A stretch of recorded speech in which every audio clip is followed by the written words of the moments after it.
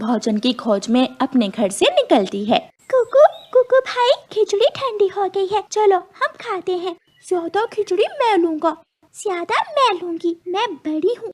वो देखो, गौरी आंटी जा रही हैं। कुकू खिड़की से गौरी आंटी को जाते हुए देख लेता है। मैं गौरी आंटी को बुला कर लाता हूँ, वो हमें बराबर खिचड़ी बांट देंगी। ठीक, तो फिर जल्दी से जाकर गौरी आंटी को बुला लाए।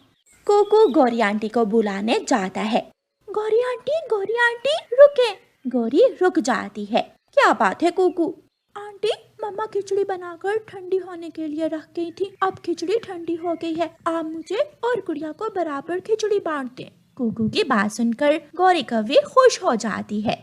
मैं तो बहुत अच्छी तरह खिचड़ी बांटती हूँ। जब मैं छोटी थी तो जंगल के सारे छोटे पक्षी अपनी खिचड़ी बांटने के लिए मुझे ही बुलाया करते थे। चलो मैं जाती हूँ तुम्हारे साथ। गौरी कव्वी कुकू के साथ चली जाती है। भूखी गौरी कव्वी के ठंडी ठंडी खिचड़ी देखकर मुंह में पानी आ जाता है। कुकू और गुड़िया, तुम दोनों की चोंच तो बहुत गंदी है। चलो जल्दी से नदी से अपनी अपनी चोंच धोकर आओ, फिर मैं तुम दोनों को खिचड़ी बांट कर दूंगी। गुड़िया बहन, चले हम जल्दी से अपनी अपनी चोंच धो आते हैं, मुझे बहुत भूख लगी हुई है। फिर दोनों बहन भाई नदी पर अपनी चोंच धोने चले जाते हैं। गौरी, तेरी किस्मत, जो ये पागल बच्चे तुझे बुला लाए। अब जल्दी से पेट भर ले। गौरी कव्वी जल्दी जल्दी से खिचड़ी खाने लगती है। गुड़िया देखो, मेरी चोंच साफ हो गई है क्या? पहले मेरी चोंच देखकर बताओ। दोनों बहन भाई नदी से चोंच धोकर वापस आ जाते हैं। गौरी कव्वी ने खिचड़ी की हंडिया खाली कर दी थी और घोंसले में सो रही थी। गौरी आंटी, खिचड़ी कहाँ गई? गौरी जल्दी से उठती है। क्या बताऊं बच्चों, तुम दोनों जैसे ही घर से बाहर के एक बड़ी सी काले रंग की बिल्ली आई और सारी खिचड़ी खा गई। मैंने उस दुष्ट बिल्ली को मना किया तो वो मुझे मारने लगी। गंदी काली बिल्ली, वो हमारी खिचड़ी खा गई। अब मैं जाती हूँ, मुझे नींद आ रही है। गौरी कव्वी अपने घर चली जाती है। कालू जी, मैंने दोनों बच्चों को नदी पर भेजकर पीछे से जी भरकर खिचड़ी खाई, मजा ही आ गया। क्या था जो थोड़ी मेरे लिए भी बचा कर ले आती? खिचड़ी इतनी स्वादिष्ट थी कि मेरा दिल ही नहीं भर रहा था। मम्मा चिड़िया जब जंगल से लकड़ियाँ लेकर वापस आती है तो गुड़िया अपनी मम्मा को सारी बात बताती है। मम्मा, फिर जब हम नदी पर अपनी चोंच धोने के तो काली बिल्ली गौरी आंटी को डराकर सारी ही खिचड़ी खा गई। बच्चों, आप गौरी को क्यों लेकर आए? आपस में मिलकर खिचड़ी खा लेते। खिचड़ी काली बिल्ली ने नहीं बल्कि काली गौरी कव्वी ने ही खाई है। वो तो बहुत चालाक कव्वी है। ये सुनकर दोनों बच्चे हैरान हो जाते हैं। इसका मतलब गौरी आंटी ने हमें उल्लू बनाया। हाँ, वो तुम दोनों को पागल बनाकर खिचड़ी खा गई है। कुकू भाई, देखना हम भी गौरी आंटी को ऐसे ही पागल बनाएंगे। फिर कुछ दिनों के बाद गौरी कव्वी दुकान पर बैठी हुई थी। कबूतर चाचा, 1 किलो चावल और शक्कर दे दो। गुड़िया और कुकू पास बैठे सुन रहे थे। गौरी आंटी, क्या आज आप मीठे चावल बना रही हैं? हाँ, आज बहुत दिनों बाद मैं भी अपने घर में मीठे चावल बनाकर खाऊंगी। गौरी सामान लेकर अपने घर चली जाती है और घर जाकर चूल्हे में आग जलाकर मीठे चावल बनाना शुरू करती है। गुड़िया और कुकू कालू कव्वे के पास जाते हैं और उससे कहते हैं, अंकल, गौरी आंटी पहाड़ों की तरफ गई है, वो आपको वहाँ बुला रही है, जल्दी से जाएं। अच्छा, जरूर उसके पास कोई खाने की चीज होगी, मैं जल्दी से जाता हूँ। कालू कव्वा तुरंत पहाड़ों की तरफ भाग जाता है। अब आएगा मजा। फिर दोनों बच्चे गौरी कव्वी के पास घर में जाते हैं और गौरी कव्वी से कहते हैं, आंटी, अंकल कालू पहाड़ों पर बैठे हैं, वो अनार का जूस पी रहे हैं, आप भी जल्दी से जाकर अनार का जूस पी लें। मीठे चावल तो बन गए हैं, मैं जल्दी से जाकर कालू से अनार का रस लेकर पी लेती हूँ। गौरी कव्वी भी पहाड़ों की तरफ भाग जाती है। अब हम दोनों खाएंगे गौरी आंटी के मीठे चावल। फिर गुड़िया और कुकू गौरी आंटी के मीठे चावल खाने लगते हैं।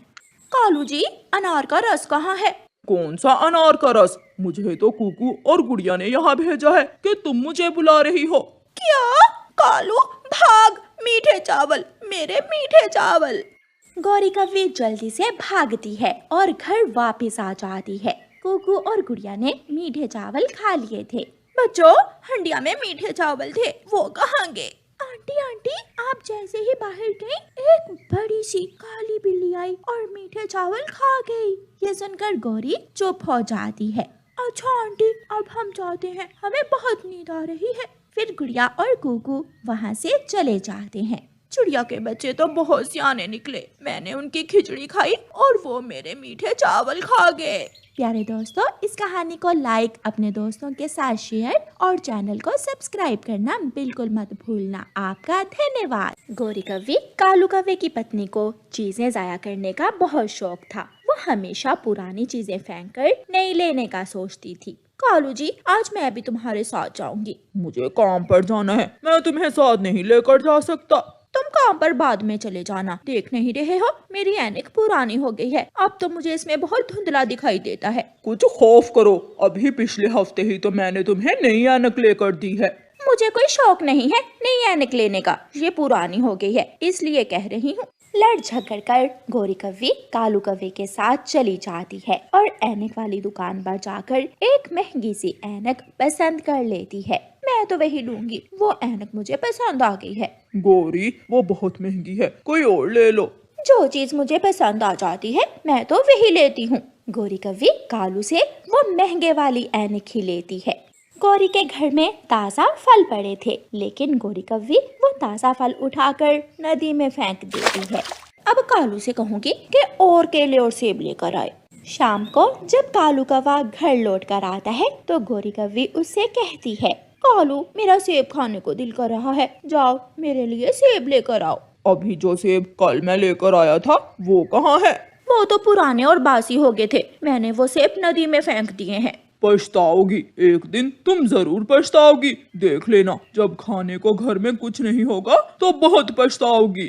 चिड़िया नदी किनारे बैठी हुई थी कि नदी में सेब और केले बहते हुए आ रहे थे।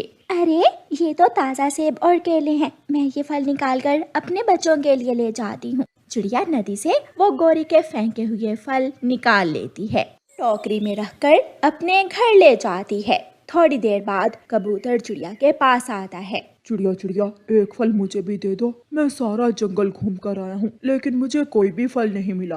कबूतर भैया, मुझे भी ये फल नदी में बहते हुए मिले हैं। मेरी किस्मत, मैं नदी पर बैठी थी कि मुझे ये फल मिल गए। गौरी, जो हर वक्त चीजें जाया करती थी, अपने घर की नई कुर्सी उठाकर घर से बाहर फेंक देती है। जब कालू कव्वा शाम को लौटकर घर आता है तो घर के बाहर कुर्सी पड़ी देखकर गौरी से पूछता है, गौरी, वो कुर्सी घर के बाहर क्यों फेंक दी है?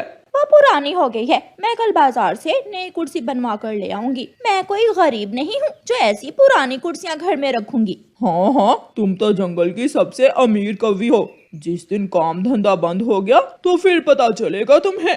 तुम तो हर वक्त मेरे पीछे ही पड़े रहते हो। एक दिन कालू कव्वा काम पर गया हुआ था कि गौरी पीछे से चीलदी को बुला कर ले आती है। चीलदी, अच्छी तरह देख लो, ये घर अच्छी तरह बना हुआ है, कहीं से भी टूटा हुआ नहीं है।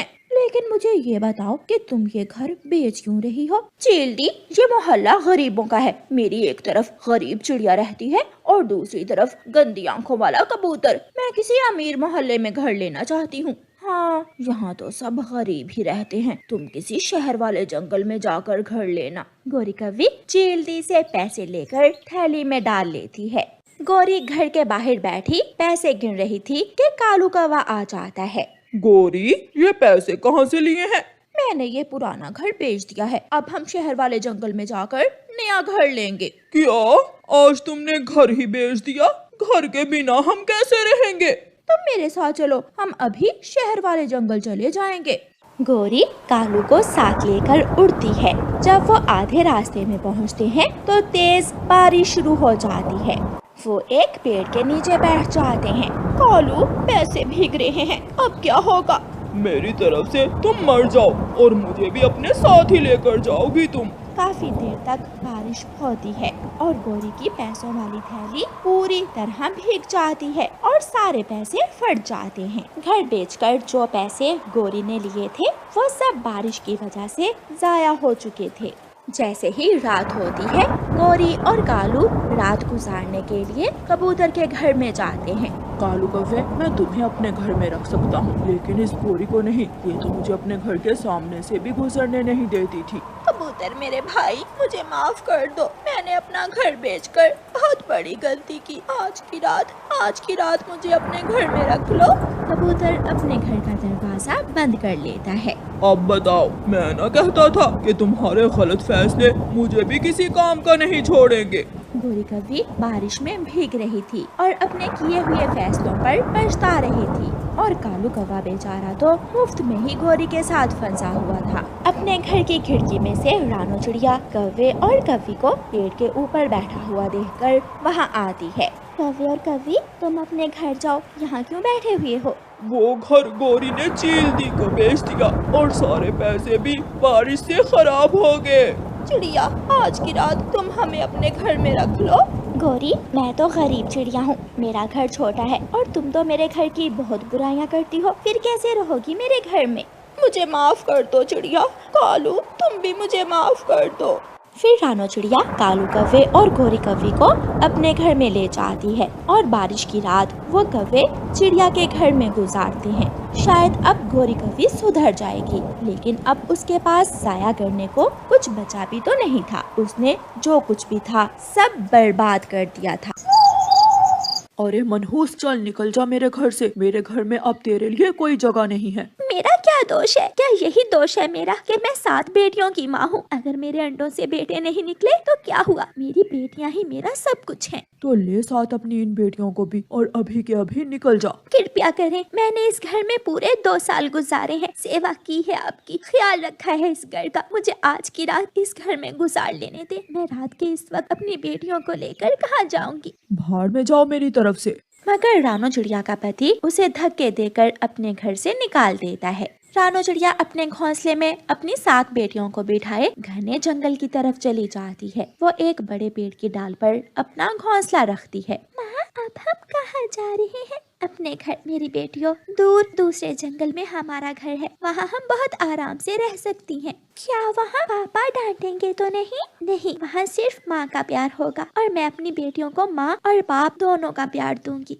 वो रात बहुत मुश्किल रात थी। आधी रात के बाद बारिश शुरू हो जाती है। माँ चिड़िया पेड़ से पत्ते तोड़कर अपनी बेटियों के ऊपर रखती है। माँ, घोंसले में पानी अभी भी आ रहा है। मैं करती हूँ, मैं अभी बारिश के पानी को रोकने की कोशिश करती हूँ। मम्मा चिड़िया घोंसले के ऊपर वाली शाख पर बैठकर अपने पंख फैला लेती है और अपनी बेटियों को बारिश के पानी से बचाती है। माँ, अब ठीक है, लेकिन आप तो बारिश में भीग रही हैं। आप भी घोंसले में आ जाएं। नहीं बेटी, मैं नहीं आ सकती, क्योंकि मैं एक माँ हूँ और माँ को हर हाल में अपने बच्चों को सुरक्षित रखना होता है। मौसम कैसा भी हो, हालात कैसे भी हो, एक माँ अपने बच्चों को कभी दुख नहीं आने देती। लंबी दुखों भरी रात गुजर ही जाती है। सुबह हो जाती है। बारिश थम चुकी थी और माँ चिड़िया अपना घोंसला उठाकर फिर से चलती है। माँ चिड़िया घने जंगल से निकलकर खुले जंगल में चली जाती है। वो जानती थी कि खुले जंगल में खतरा कम होगा। वो एक सुरक्षित पेड़ पर अपना घोंसला रखती है। माँ, हमारा घर कहाँ है? यही पेड़ हमारा घर है। हम इसी पेड़ पर रहेंगे। हम सब मिलकर इस घोंसले को अपना घर बनाएंगे। फिर माँ चिड़िया दिन रात एक करके अपनी बेटियों के लिए दाना लाती, और बड़ी बेटी जिसका नाम गुड़िया था, उसने उड़ना भी सीख लिया था। मैं उड़ सकती हूँ। मम्मा मम्मा देखें, मैं उड़ रही हूँ, मैंने कर लिया। छोटी बहनें अपनी बड़ी बहन को उड़ता हुआ देख रही थीं। गुड़िया घोंसले में वापस आ जाती है। अब मेरी गुड़िया ने अपनी दूसरी बहनों को भी उड़ना सिखाना है और मेरी मदद करनी है। हाँ माँ, मैं अपनी बहनों को उड़ना सिखाऊंगी और हर काम में आपकी मदद करूंगी। माँ चिड़िया दाना लेने चली जाती है और गुड़िया अपनी बहनों को उड़ना सिखाने लगती है। पहले घोंसले के किनारे पर लंबी सांस लेनी है और फिर कूद जाना है। गिरने से नहीं डरना, क्योंकि हर पक्षी उड़ने से पहले एक बार गिरता जरूर है। लेकिन हमें डर लग रहा है। ठीक है, आज आप मुझे देखें मैं कैसे उड़ती हूँ। मम्मा चिड़िया जंगल में डाल डाल जाती और अपनी बेटियों के लिए मीठा फल, दाना और अनाज इकट्ठा करती। वो सब भूल गई थी। वो भूल गई थी कि उसका कोई घर भी था। वो अपने छोटे से घोंसले को ही अपना महल समझने लगी थी। मैं अपनी बेटियों के लिए दाना ले आई हूँ। मम्मा, आज मैंने बहनों को सब बता दिया है कि उड़ते कैसे हैं। कल मेरी बहनें भी उड़ने लगेंगी और हम सब आपकी मदद करें। कई दिन गुजर जाते हैं और माँ चिड़िया की सभी 7 की 7 बेटियों ने उड़ना सीख लिया था। वो वो सब बहनें एक से बढ़कर एक सुंदर थी। माँ चिड़िया जब अपनी बेटियों को देखती तो उसे जिंदगी के सारे दुख भूल जाते थे। एक दिन गुड़िया उड़ती हुई दूसरे जंगल जाती है और वहाँ एक बांसों का घर बना हुआ देखती है। हम 7 बहनें अगर मिलकर ऐसा घर बनाना चाहे तो कोई मुश्किल नहीं है। गुड़िया वापस जाती है और अपनी बहनों को अपनी योजना बताती है। वो सब एक साथ कहती हैं, हम घर बनाएंगे, हम घर बनाएंगे, हम घर बनाएंगे। वो सब मिलकर काम शुरू करती हैं। गुड़िया बांसों के जंगल में जाती है और बांस काटती है। उसकी दूसरी बहनें बांस इकट्ठे करती हैं। वो अपनी माँ को बहुत बड़ा सरप्राइज देने वाली थी। आज का काम हो गया, बाकी का काम हम कल करेंगे। अब हम घोंसले में वापस चली जाती हैं। माँ चिड़िया जब दाना लेकर वापस आती है तो उसकी सारी बेटियाँ घोंसले में बैठी हुई थी। अब मैं सिखाऊंगी अपनी बेटियों को दाना कैसे मिलता है। मम्मा चिंता ना करें, अब कुछ ही दिन है जब आप आराम करेंगी और दाना हम लाया करेंगी। दूसरे दिन जब मम्मा चिड़िया दाना लेने जाती है तो उसकी बेटियां बांस लाती हैं और गुड़िया बांसों से घर बनाने का काम शुरू करती है। जब मम्मा चिड़िया शाम को वापस आती है तो अपने पेड़ पर एक बांसों का मजबूत घर देखकर हैरान हो जाती है। ये घर किसका है? पीछे से उसकी सातों बेटियां बोलती हैं, ये घर हमारा है, ये घर हमने बनाया है। माँ चिड़िया बहुत खुश होती है। मुझे गर्व है अपनी बेटियों पर जिन्होंने मेरा साथ दिया और मेरी सारी मुश्किलों को आसान कर दिया।